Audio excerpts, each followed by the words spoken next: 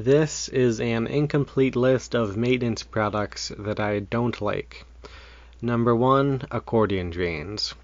These are flexible ribbed sink drains that are sold at most hardware stores, but they don't meet code because the ribs collect material and clog faster than standard drains.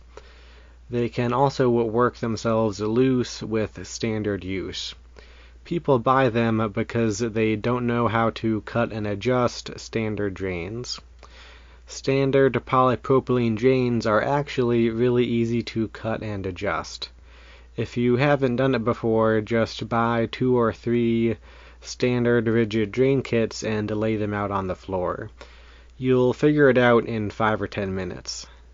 You can cut them with any saw, box cutter, scissors, or shears.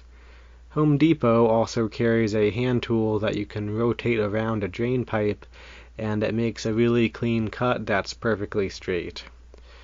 Just remember that bathroom sink drains are 1.25 inches and kitchen sink drains are 1.5 inches.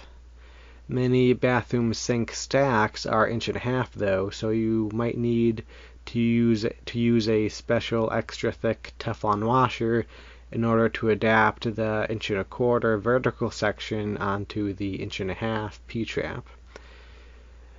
Kitchen sink drains come in center or offset varieties, for if the stack is in between the 2 sink drains or set off to the side.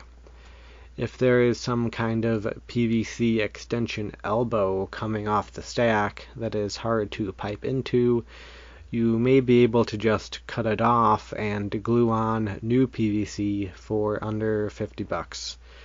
Just to take a picture of the project and you should be able to find a stocker at Home Depot who will walk you through the process. Rusted steel pipes can usually be unscrewed from the stack and then PVC can be screwed on. Number 2, saddle valves. A saddle valve is a shut-off valve mounted on 2 copper strips that straddle a copper pipe. They have an integrated poker that is used to pierce the copper pipe and make a new hole where there was none. These may have a couple of semi-legitimate uses, even though I don't think that they can be legally used anywhere. The entirely illegitimate use that I have encountered is where people have mounted them on water supply pipes under sinks behind faucet supply shutoffs in order to supply water to dishwashers or refrigerators. The 2 problems with this are, 1, saddle valves take more time to install than double outlet shutoffs. Number 2, they ruin the pipe and require significant amounts of work to replace when they inevitably corrode and fail. Number 3, cheap laminate. There are some high-quality laminate countertop materials out there that will last decades, but there's also a lot of really cheap laminate out there that will not even last a year. I'd prefer not to use any laminate at all because there are solid surface options like Corian that aren't much more expensive, more heavy, or more difficult to fabricate. Many solid surface countertops are made out of a resin that can be cut with standard wood tools like a circular saw or router, and you don't have to worry about edge banding. While many are vulnerable to heat or certain chemicals, solid surface countertops are completely waterproof, and many types of damage can be sanded off. Number 4, expensive snakes. Snakes are disposable. All the cables use the exact same spring steel with the exact same lubricant. When alloying steel, there's a trade-off between flexibility and corrosion resistance. All varieties of corrosion-resistant steel are inflexible and unsuitable for snake cables. Snake cables corrode very quickly and are also vulnerable to damage from kinks and stretching. So the cables are consumable. You might get between 1 and 6 uses out of a cable before it has to be thrown away. Replacement cables are often more expensive than the cost of the whole assembly, so when a cable is junk, the whole snake is junk. So why would you buy one expensive snake when you can buy 3 cheap snakes and always have one to spare? Number 5. Low nap rollers. 1/2 inch and 3/4 inch are the 2 most common naps. You should always try to use what the last guy used when doing patchwork, because the human eye can tell the difference between different nap textures, especially on glossy paint with low-angle lighting. But given the opportunity to go with a 3/4 or 1 inch nap, you should.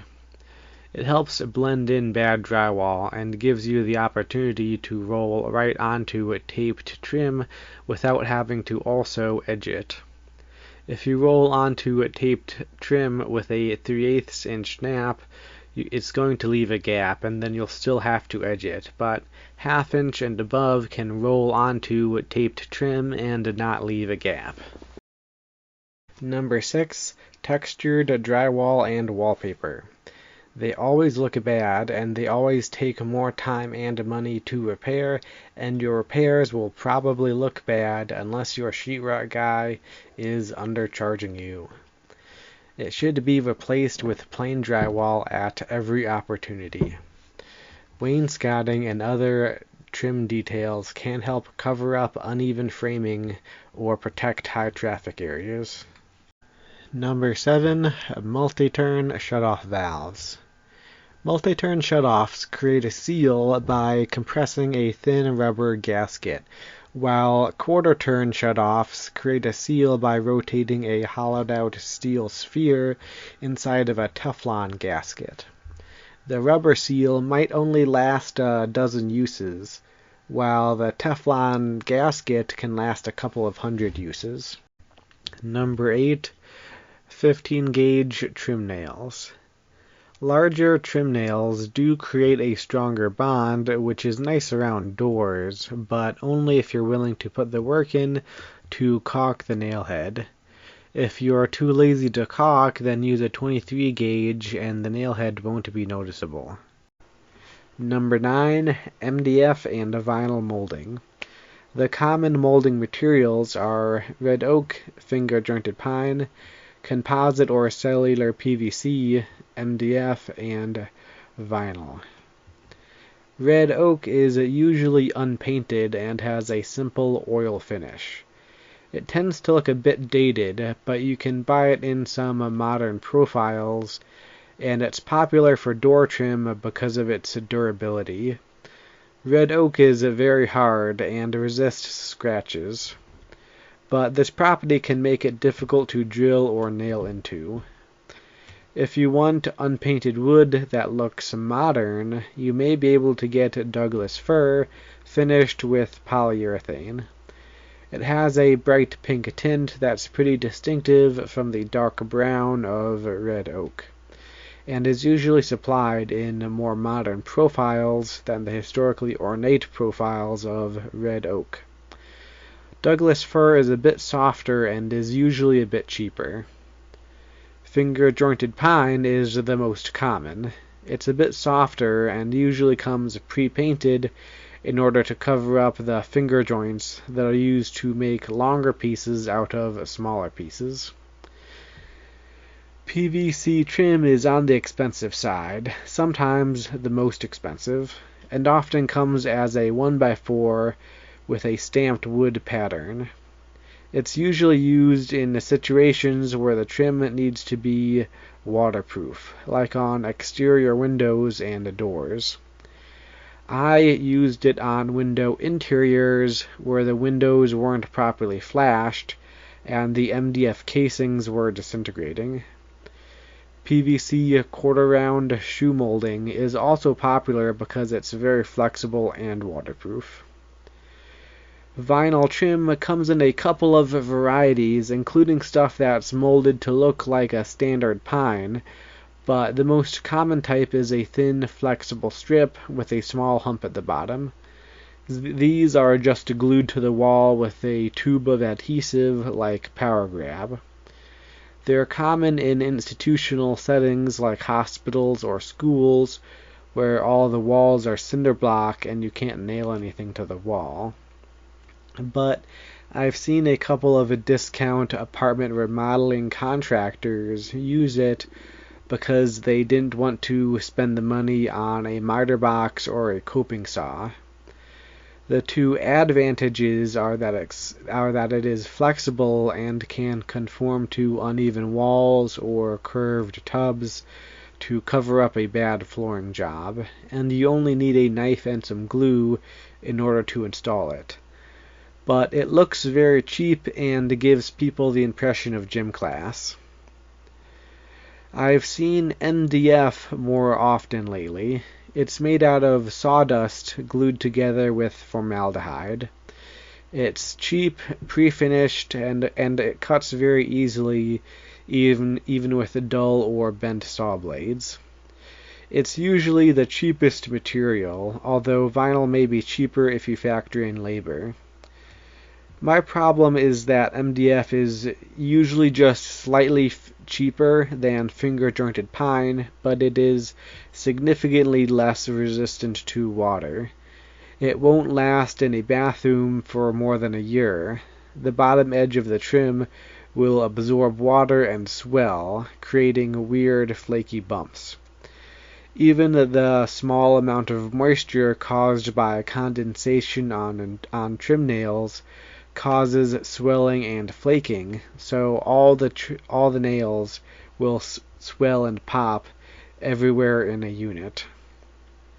I've heard people say that it is more flexible than finger-jointed pine and therefore conforms better to uneven walls, but finger-jointed pine is very flexible, and its greater strength means that it can be cut into thinner and more flexible sections.